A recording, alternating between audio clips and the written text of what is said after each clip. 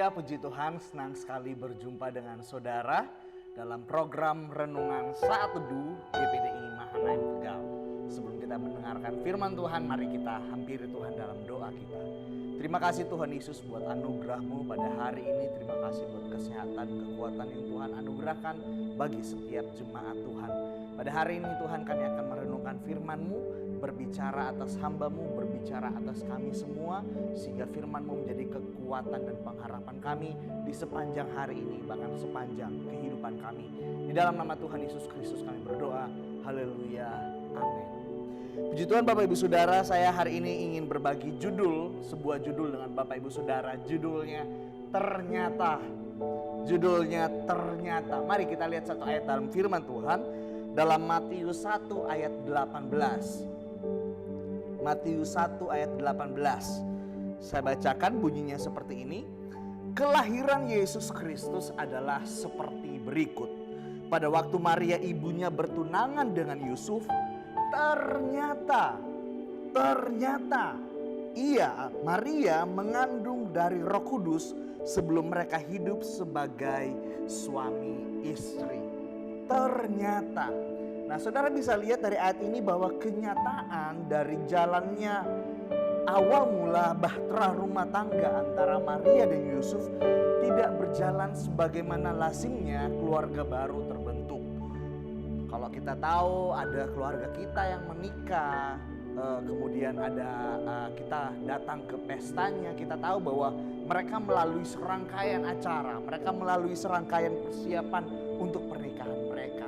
Nah, Maria dan Yusuf mereka ada dalam posisi yang sama. Semuanya sudah dilakukan, mereka sudah bertunangan. Ya tentu memang tradisi pertunangan pernikahan Yahudi berbeda dengan apa yang sering kita lakukan di Indonesia. Tetapi saya tahu bahwa persiapan mereka untuk sebuah pernikahan adalah sebuah persiapan yang tidak main-main. Tetapi ayat ini kemudian menjelaskan bagi kita semua. Ternyata kenyataannya pada saat itu Maria telah mengandung oleh Roh Kudus. Saya yakin percaya fakta ini, kenyataan ini seketika mengguncang Maria dan Yusuf. Ini menguras pikiran Yusuf. Kenyataan ini begitu mengguncang diri Maria. Tetapi kalau kita tahu, kita baca kisah seterusnya, kita tahu justru lewat kenyataan hidup ini yang dihadapi oleh Maria dan Yusuf. Justru dari kenyataan hidup ini Tuhan pakai keluarga ini. Untuk kemudian dari keluarga ini mereka membesarkan Yesus, Mesias, Sang Juru Selamat, pembawa iman kita kepada kesempurnaan. Dan yang hari ini kita percaya kepadanya. Saudara lihat kenyataan hidup yang dialami oleh Maria dan Yusuf.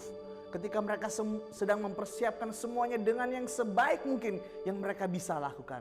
Tetapi justru Tuhan intervensi kehidupan mereka. Tuhan membawa mereka dalam sebuah kenyataan untuk Tuhan pakai kehidupan mereka. Nah, hari ini mungkin banyak kenyataan yang terjadi dalam kehidupan Bapak Ibu Saudara. Banyak fakta-fakta kehidupan kita yang hari-hari ini berbanding terbalik daripada apa yang kita doakan, apa yang kita persiapkan, apa yang kita usahakan. Tetapi dari kisah Maria dan Yusuf ini kita dapat belajar bagaimana kita menyikapi berbagai kenyataan-kenyataan hidup yang terjadi dalam kehidupan kita hari-hari ini. Pandemi COVID-19 ini seperti membawa sebuah kenyataan yang begitu berat dalam kehidupan kita. Tetapi ketika kita belajar dari kisah Maria dan Yusuf, saya rasa mungkin masalahnya berbeda. Tetapi saya yakin dan percaya bahwa Tuhan mampu mengerjakan segala sesuatu. Bahkan untuk urusan-urusan yang paling sulit dalam kehidupan kita. Kalau Tuhan bisa kerjakan hal-hal yang hebat di masa yang lalu, saya yakin percaya bahkan di tengah COVID-19 ini, kenyataan COVID yang kita alami hari-hari ini, Tuhan mampu bekerja di dalamnya. Kita lihat pelajaran yang pertama untuk kita mampu memahami kenyataan hidup yang ada dalam kehidupan kita. Kita lihat yang pertama bahwa apa yang harus kita pahami. Kenyataan hidup seringkali Tuhan pakai untuk menyadarkan kita tentang betapa terbatasnya diri kita. Kenyataan hidup seringkali dipakai Tuhan untuk menyadarkan kita bahwa kita ini adalah manusia yang terbatas. Berbagai hal yang terjadi di luar kendali kita menunjukkan betapa terbatasnya saya dan saudara sebagai manusia. Kita tidak bisa mengendalikan waktu dan kondisi, kita tidak bisa mengendalikan berbagai realita dan fakta yang ada di depan kita. Beragam kenyataan hidup kita menunjukkan pada kita, harusnya menyadarkan kita bahwa kita adalah manusia yang begitu terbatas.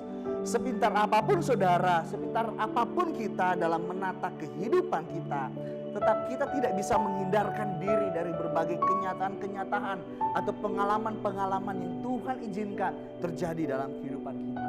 Sekaya apapun kita, pada nyatanya, kenyataannya, kita tidak mampu membeli segala sesuatu di dunia ini. Damai, sejahtera, keamanan, rasa nyaman, dan berbagai hal lainnya.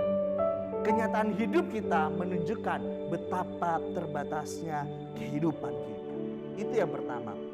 Yang kedua, apa yang harus kita pahami tentang kenyataan hidup? Kenyataan hidup dipakai Tuhan untuk mengarahkan kita kembali padanya. Kenyataan hidup dipakai Tuhan untuk mengarahkan kita kembali kepadanya, kembali mengandalkannya. Kehidupan yang penuh perjuangan ini seringkali membuat kita manusia berlomba-lomba menciptakan kenyataan hidup, menciptakan taraf hidup yang jauh lebih baik. Usaha kita untuk mengalami, menikmati kenyataan hidup, pengalaman hidup yang jauh lebih baik, lebih kaya, lebih makmur, lebih sehat, dan lebih-lebih lainnya, justru membawa kita kepada sebuah kenyataan bahwa apa? Kita tetap akan menerima berbagai kenyataan-kenyataan hidup di luar ekspektasi kita, di luar apa yang kita harapkan, di luar apa yang kita persiapkan. Tak jarang dalam usaha kita mendapatkan hidup yang jauh lebih baik, banyak orang tergelincir, banyak orang justru jatuh ke dalam dosa. Cara-cara mereka untuk mengalami hidup yang lebih baik akhirnya hanya menghasilkan sebuah sikap, sebuah cara yang tidak menghormati Tuhan. Kadangkala kita lupa bahwa sebaik apapun kita melakukan segala sesuatu, kenyataannya semua bergantung pada kehendak Tuhan. Semuanya bergantung pada kuasa Tuhan untuk melaksanakan itu semua. Saudara perhatikan kalau kita baca lanjutan kisah dari Maria dan Yusuf, kita akan mendapati bahwa ketika kenyataan bahwa Maria ini mengandung oleh Roh Kudus. Sebagai pria, Yusuf berpikir dengan luar biasa. Yusuf bahkan dikatakan dalam ayat selanjutnya, Yusuf mempertimbangkan apa yang hendak ia lakukan. Tetapi di tengah-tengah kenyataan itu, di tengah-tengah kemudian Yusuf mempertimbangkan segala sesuatu apa yang ia harus lakukan. Tuhan datang kepadanya dan memberikan dia jalan, memberitahukan apa yang harus Yusuf lakukan terkait kenyataan hidupnya dengan Maria pada waktu itu. Nah, di titik ini dalam kenyataan-kenyataan hidup kita, sadarkah saudara bahwa seringkali Tuhan datang dalam kehidupan saudara, Tuhan datang dalam hidup kita dan kemudian mengarahkan kita kembali. Kita yang begitu lama berpaling daripada Tuhan, kita yang begitu lama begitu mengandalkan kekuatan kita sendiri. Tetapi dengan kenyataan hidup yang bahkan di luar ekspektasi kita, di luar apa yang sudah kita rancangkan, kita persiapkan, di situ justru Tuhan datang menyadarkan saya dan saudara bahwa kita sangat membutuhkan Tuhan. Nah, yang ketiga, apa yang harus kita pahami tentang kenyataan hidup? Yang ketiga, kenyataan hidup kita sebagai jalan kemudian di mana penggenapan kehendak Tuhan. Kenyataan hidup kita sebagai jalan penggenapan kehendak Tuhan. Tak pernah terpikir oleh Maria dan Yusuf terhadap kenyataan yang mereka hadapi pada waktu itu. Bisa-bisanya itu terjadi dalam momen spesial, momen sekali dalam seumur hidup. Siapa yang pernah pikir bahwa momen sekali seumur hidup ini malah buyar, menjadi kacau, seketika suasananya menjadi mencekam. Mereka yang tadinya berbahagia akan segera membina rumah tangga mereka dan kemudian kenyataan itu terjadi dalam kehidupan mereka. Siapa yang pernah sangka bahwa dari kenyataan hidup itu, apa yang dialami oleh Maria dan Yusuf, ketidaknyamanan itu, justru kemudian hidup mereka dari keluarga ini Tuhan pakai, Allah Bapa pakai untuk kemudian lahirlah Yesus di sana.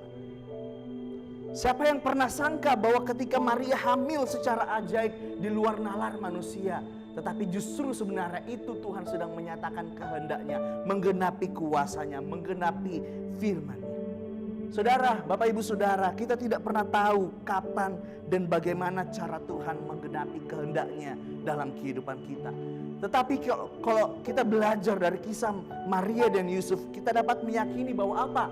Kenyataan hidup apapun itu yang terjadi dalam kehidupan kita, baik, buruk, menguntungkan atau tidak, indah atau kelam, apapun itu, Tuhan dapat pakai untuk kemudian menggenapi kehendak-Nya, menggenapi rencananya bagi banyak orang, bagi saya dan bagi saudara semuanya. Yang perlu kita lakukan adalah apa? Ketika kenyataan itu datang dalam kehidupan kita, jangan lekas-lekas saudara mempersalahkan Tuhan. Jangan sedikit-sedikit saudara mempersalahkan orang lain. Jangan sedikit-sedikit saudara mempersalahkan diri saudara sendiri. Jangan sedikit-sedikit saudara mempersalahkan si A, si B, si C.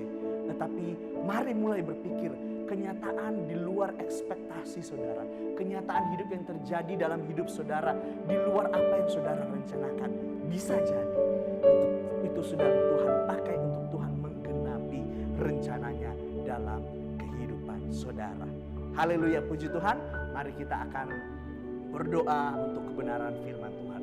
Terima kasih Tuhan Yesus, kami percaya apapun kenyataan hidup kami hari ini, Tuhan mampu memakai itu semua untuk menjadikan kebaikan dalam kehidupan kami, menyatakan kehendak-Mu atas kehidupan bagi banyak orang. Memberkati setiap jemaat Tuhan yang akan beraktivitas sepanjang hari ini. Tuhan pimpin langkah mereka, Tuhan tuntun mereka yang sedang bersusah hati, yang sedang dalam permasalahan pergumulan. Tuhan datang dan memulihkan keadaan mereka Tuhan. Terima kasih Bapak, terima kasih meteraikan firman-Mu dalam kehidupan kami di dalam nama Tuhan Yesus Kristus. Haleluya. Amin.